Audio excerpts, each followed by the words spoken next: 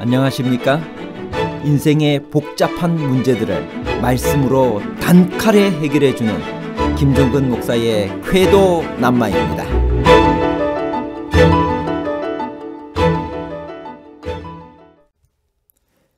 예배를 영어로는 worship이라고 합니다. 근데 이 영어 단어는 가치, worth에서 나온 말입니다.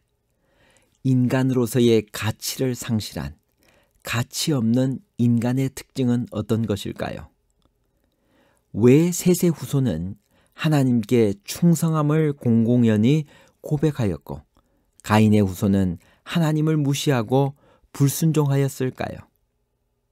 셋의 아들 에노스 때에 사람들이 비로소 여호와의 이름을 불렀다는 것은 사적 예배를 의미하나요? 아니면 공적 예배를 말하나요?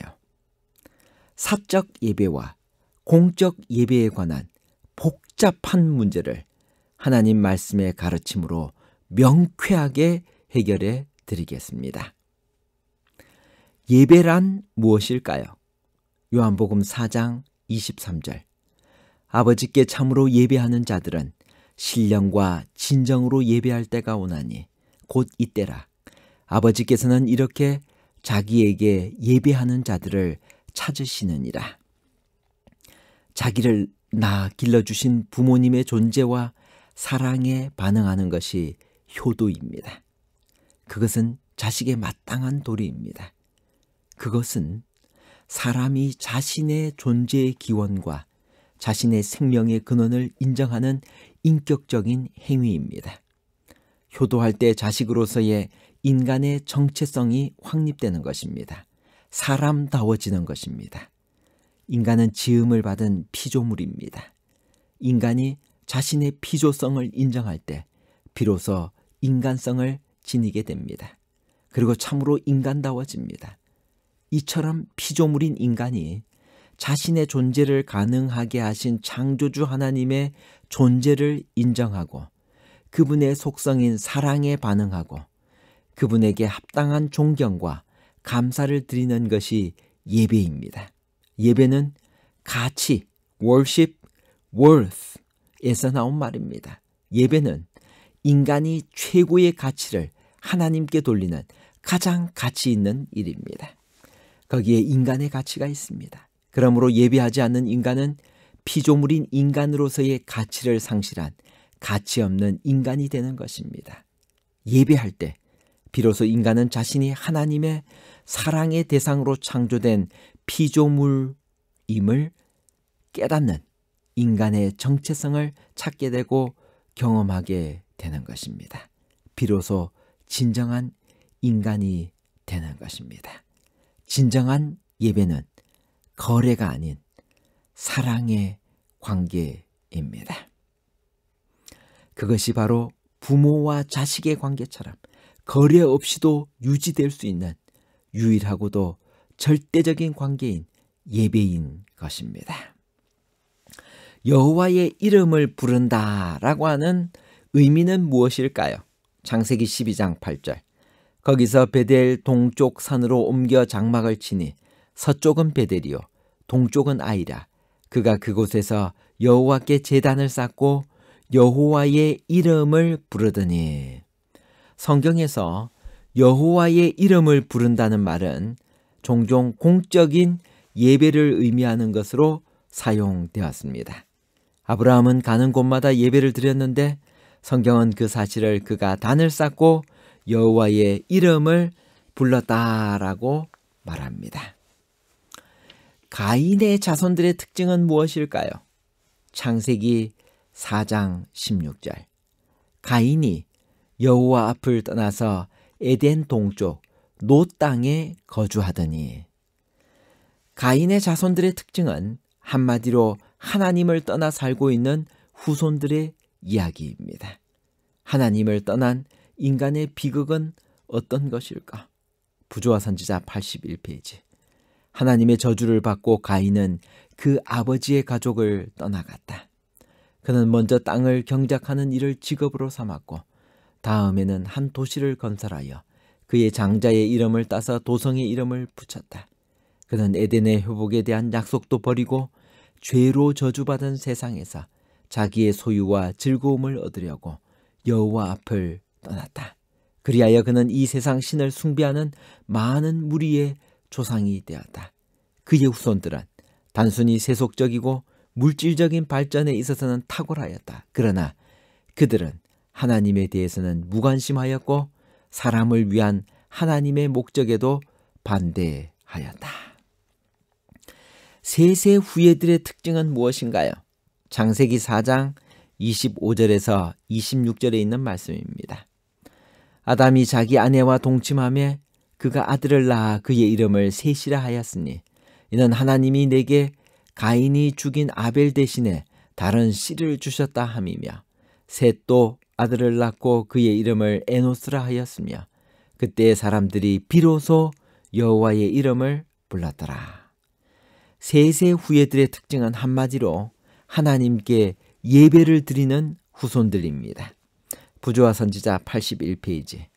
아벨은 천막이나 오두막에 살면서 양치는 생활을 하였으며 셋의 후손들도 그와 같은 길을 따라서 스스로 땅에서는 외국인과 나그네로라 하였으며 하늘에 있는 더 나은 본향을 사모하였다.